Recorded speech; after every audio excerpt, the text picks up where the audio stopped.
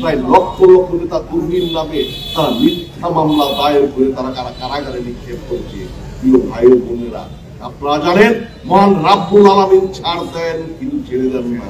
গত 5 আগস্ট বিগত ইতিহাসের দোদণ্ড প্রতাপশালী দুঃশাসক ফ্যাসিস্ট স্বৈরাচারী শেখ হাসিনা সরকারের ছাত্র জনতার গণঅভ্যুত্থানের মাধ্যমে পতন হয়েছে।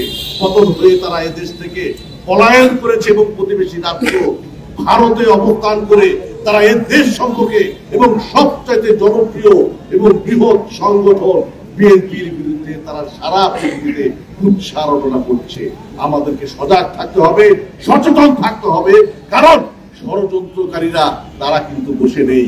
আপনারা তার প্রমাণ গত কয়েকদিন আগে গোপালগঞ্জে কিন্তু দেখতে পেয়েছি যে তারা কতটুকু শক্তি সঞ্চয় করে তারা এই দেশের বিরুদ্ধে এবং আমাদের বিরুদ্ধে তারা কিভাবে তারা ষড়যন্ত্র করে। তাই আমাদের সজাগ থাকতে হবে, সচেতন থাকতে হবে, চোখ কান খোলা রাখতে হবে। আমাদের মধ্যে যেন কোনো অনুপ্রবেশকারী যারা বিগত 17 বছর হালুয়া রুটির ভাগাভাগি নিয়ে ব্যর্থতা খেতে গেছে তারা কিন্তু এখন আপনাদের মধ্যে ঢুকে আপনাদের মধ্যে বিশৃঙ্খলার সৃষ্টি করবে। সচেতন থাকতে হবে, আপনাদের মধ্যে অনুপ্রবেশকারী ঢুকে আপনাদের মধ্যে যেন বিশৃঙ্খলা না করতে পারে। ভাইরা আমার, এই বাংলাদেশে যারা গত 5ই আগস্টের আন্দোলনে অংশগ্রহণ করেছিল তারা নিজেদেরকে একটা সংগঠন আছে যাদের বয়স আড়াই মাসের সংগঠন, তারা নিজেদেরকে এদেশের কুতুব, এদেশের রাজা বাদশা মনে করছে, তাই না? আমাদেরকে সজাগ হতে হবে, কারণ তারা আড়াই মাসের সংগঠন, তারা নিজেদেরকে অনেক কিছু করে করছে। প্রিয় সাথী বন্ধুরা, এদেশের জনগণ 17 বছর ভোট দিতে পারেনি। তাদের কিন্তু আশা এবং আকাঙ্ক্ষা এবং ইচ্ছা একটি নিরপেক্ষ জাতীয় সংসদ নির্বাচন অনুষ্ঠিত হবে।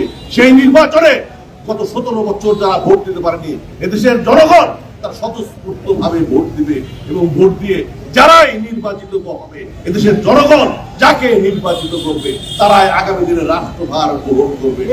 ভাইরা আমার, সম্প্রতিকালে আমাদের আন্দোলনের ফসল এই অন্তর্বর্তীকালীন সরকার তিনি সেই একটি জাতীয় সংসদ নির্বাচন সংগঠিত করার কিন্তু তারা কিন্তু দাঁড়াই পাড়াই করছে। আমি এই পরিসর থেকে তাদেরকে বলতে চাই, অনতি বিলম্বে আপনারা একটি জাতীয় সংসদ নির্বাচনের সুনির্দিষ্ট রোডম্যাপ এবং তারিখ নির্ধারণ করুন। তা না হলে বিগত সরকার যেভাবে অসম্মানজনক অবস্থায় বিদায় নিয়েছে আপনারাও কিন্তু সম্মান নিয়ে বিদায় নিতে পারবেন না।